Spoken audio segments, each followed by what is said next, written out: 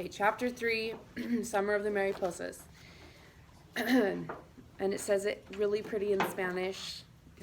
Does somebody want to read La Estrella? Estrella, maybe you want to read?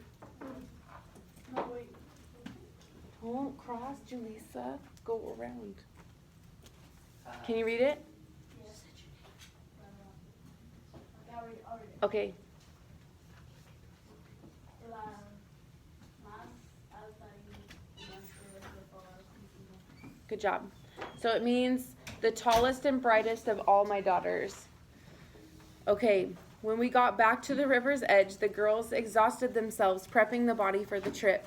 Velia held a flashlight while Juanita, who had brought a pair of Papa's old jeans, one of his dress shirts, and his cowboy hats, dressed the body with the reverence of a dedicated mortician. Afterward, we slept with the Mariposas in the car.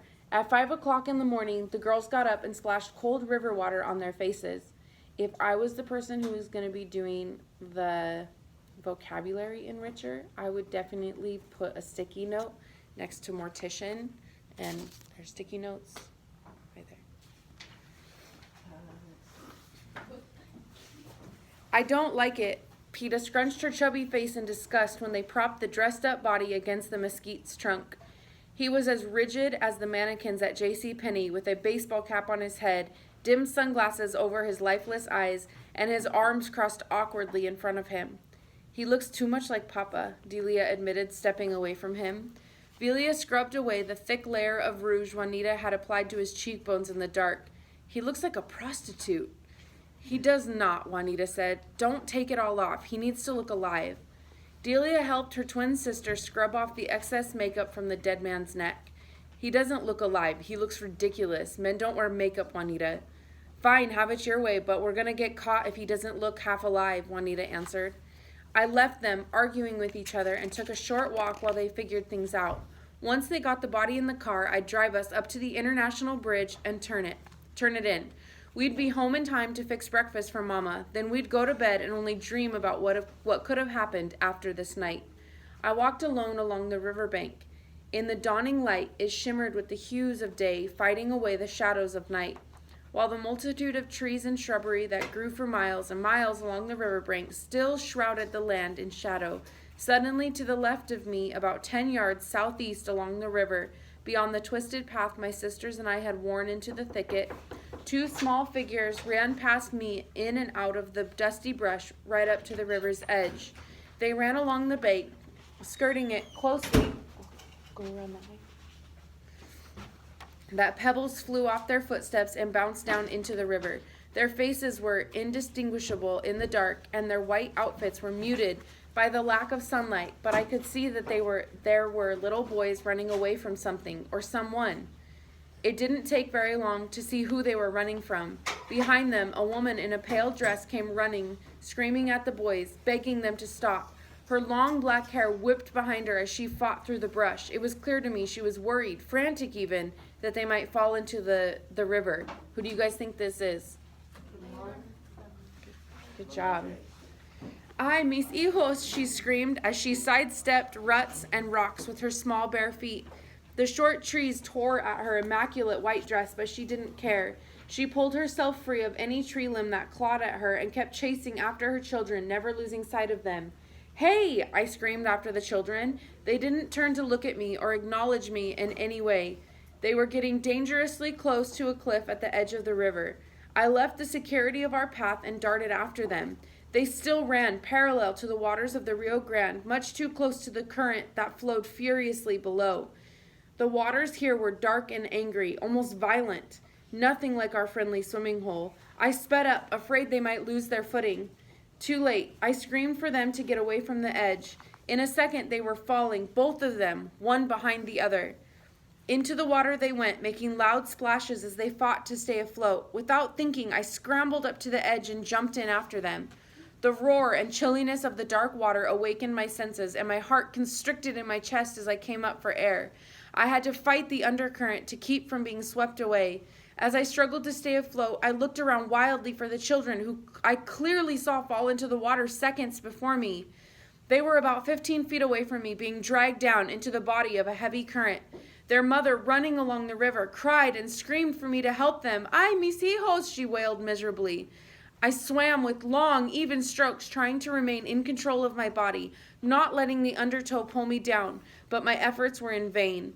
The water rose over my head and swirled around me like a whirlpool, dragging me deeper and deeper until the thin light of dawn turned into darkness, and I couldn't see anything anymore.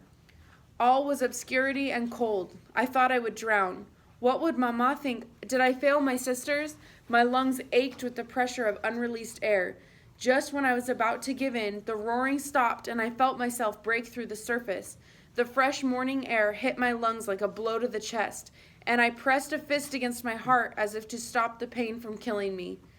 As I coughed and sputtered in agony in the now calm water, I saw one of the boys floating before me. I grabbed his arm and pulled him in, dragging him over my shoulder. I began to swim toward the river bank where his mother was crying out for me to bring him to her. When I got close enough, she stepped back. "You're too late. He's drowned," she wailed as she stood watching me struggle with her son's body. At her words, inexplicably, the boy's body slipped from me. It bobbed in the water and wavered in the pre-dawn light, then disappeared before my very eyes. I turned around to look for his brother and saw him drifting a few feet away from me. Before I could dive for him, he vanished like a strange mirage. "Here, let me help you," their mother said, extending her hand to me from above. Excuse me. The hand was cold as a corpse, but I took it anyway.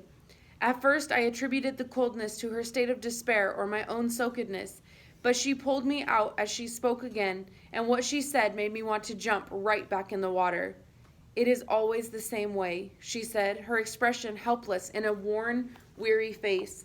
The woman's hair was long and disheveled, and her long tunic dress was torn and frayed.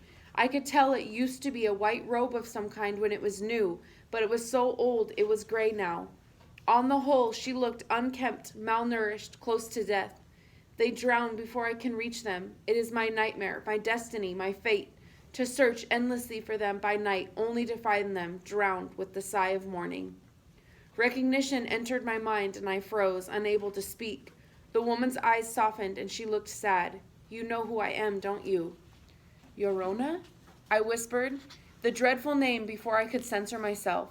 Most women would be offended to be mistaken for the ghostly apparition, but she did not flinch at the horrific namesake. Instead, her smile was apologetic and teary. It evoked compassion rather than fear. "Some call me that," she admitted, as she tried to take my hand. "Do not be afraid. I cannot harm you." Was she saying she was La Llorona? As much as the idea of talking to a ghost fascinated me, it also frightened me. I had heard so many awful things about La Llorona that I couldn't help it. I pulled away from her and took a few steps back. "But you killed your children." It was common knowledge, more than a legend. Every mother on both sides of the border warns her children that La Llorona will get them if they wander too close to the river. I couldn't help but wonder if by playing in it all summer we hadn't cursed ourselves. "I know what they say," she admitted. "I've heard the stories many times through the centuries, but they are mistaken. I did not drown my chiquitos." "You didn't? Then why did they run away from you?" I looked back at the dark river, wondering if I had really seen her children drowning. Had I imagined trying to save them? Was it possible I was dreaming all this? La Llorona stepped away from me and turned to the river. She wrapped her arms around herself as if the memory gave her a chill. "We were arguing that night, their father, Hernan, and I, about his decision to leave. We fought over the children, dragged them into our pain. Mis hijos were so scared, so confused that they fled toward the river in darkness and drowned. It is a nightmare I experience every night, a memory I am forever reliving." I went to stand beside her. Her loss was unimaginable, and suddenly she was very human to me. "Why do you look for them if you know they are dead?"